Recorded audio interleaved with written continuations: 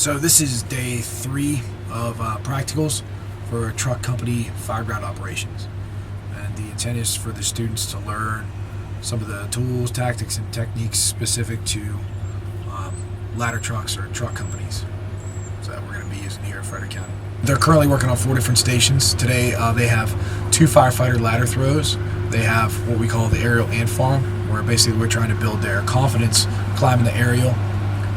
Yesterday they were performing this without any kind of additional burden other than their protective equipment. Today they're carrying their breathing apparatus and tools that they would be taking with them to the roof.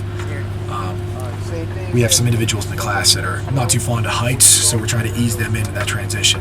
So they're deploying ladders, they're climbing ladders, they're getting comfortable on ground ladders, and then now they're getting comfortable on aerial ladders, and then operating on aerial ladders underneath load.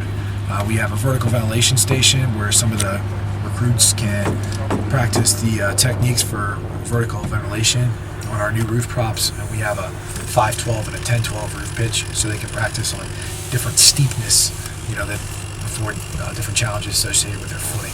And then today, a new evolution that we're putting in service is a rescue scenario, where essentially we present the recruits with a scenario where they're presented with multiple victims and multiple rescues, and they have to use their knowledge, skills, and abilities to decide and prioritize how they're going to address and solve the rescue problem. So one of the reasons why we're operating in this close proximity is to, as effectively as possible, simulate the fireground environment. So there's noise from the apparatus, there's noise from the vent station with the saws running, there's a smoke detector inside, there is a smoke machine in service. So we're hoping to cultivate what we call recognition prime decision making. They see smoke, they hear noise, and they still know how to prioritize, effectively communicate, and operate. The communication is extremely important, and communication under stress, if they don't practice it, it's going to be difficult, and it complicates every situation. If you picture in this situation, they would climb the aerial with all that equipment and then perform the task that they're performing over on the ground. And the nice thing about the new roof props that we've built is, rather than putting them on the roof of the drill tower or the burn building, they're only 3-4 feet off the ground.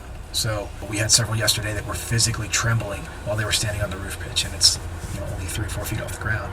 So letting them get comfortable and acclimate in that scenario before we increase it to putting them on the roof of a burn building when they move into fire too.